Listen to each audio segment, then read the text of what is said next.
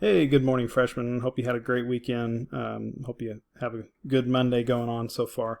Kind of a quick video here. I want to cover a little bit of the story of an hour that we read on Friday, and then talk about the story we're going to read a little bit today.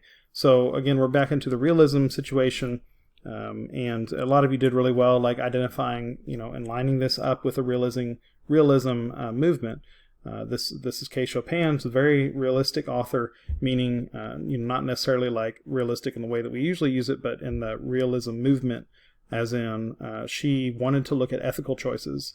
And one of the big ethical choices that is being dealt with in the story of an hour, which is one of my favorite stories, is this idea of female emancipation, right? Specifically emancipation from things, especially in 1894, that were thought of as womanly duties.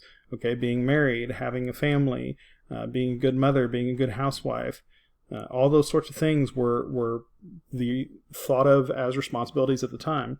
And so here's a woman who is confronted with her husband's death, or what she thinks of as her husband's death at the beginning, and eventually, while the rest of the world believes that she should be mourning, she's instead finding that is giving her joy. And you can imagine the guilt that might have also incited in her. The idea that she didn't have to feel beholden to anyone anymore. She could live her own life and be free. And so that was a radical idea in 1894, right? That was something that was, you can imagine that this was not a very well received story among men at the time.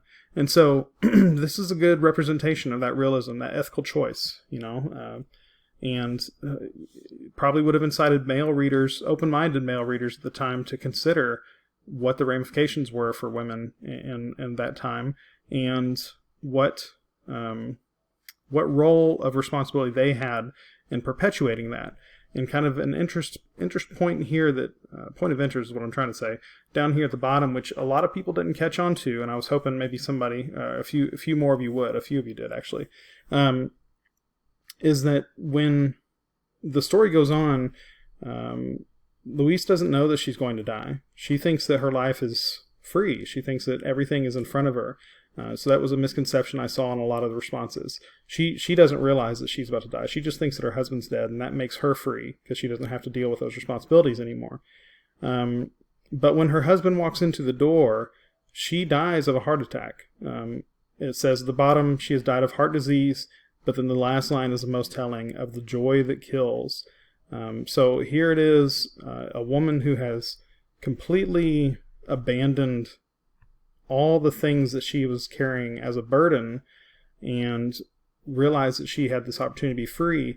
And then when all that is ripped away from her by her husband walking in the door, he was innocent party, he didn't even know that anything had happened, then she dies. She can't, her heart couldn't handle that, and the world interpreted that as joy. She was so happy to see her husband that she died, but instead the exact opposite was true. She was so distraught because her husband walked in the door. And so again, a very radical story for the time.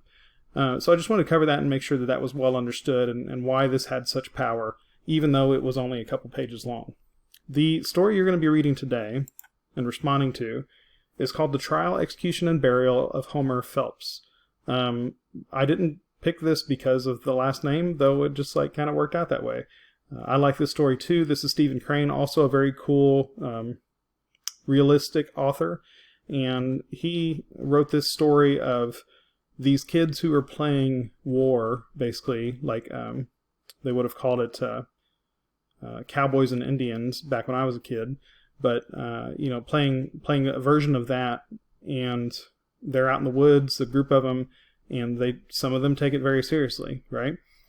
What you'll see here is these boys kind of sorting through growing up and understanding the rules of the world, all right, and having to deal with that, and what that says about their own self-identities.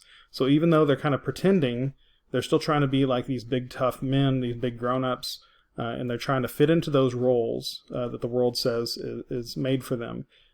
And when the world around them, the people around them, really put that peer pressure on them, what choices do they make? And that's what I want us to look at today in Microsoft Teams. So tomorrow we're going to move very quickly through realism, and we're going to get started on modernism tomorrow. I know that's kind of shortchanging realism. It is definitely, there's a lot of good stuff to read.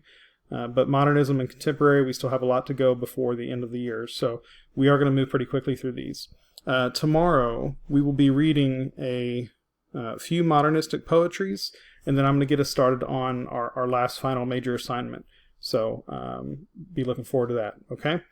So read through this, answer the questions in teams, and take care. See you tomorrow. Bye-bye.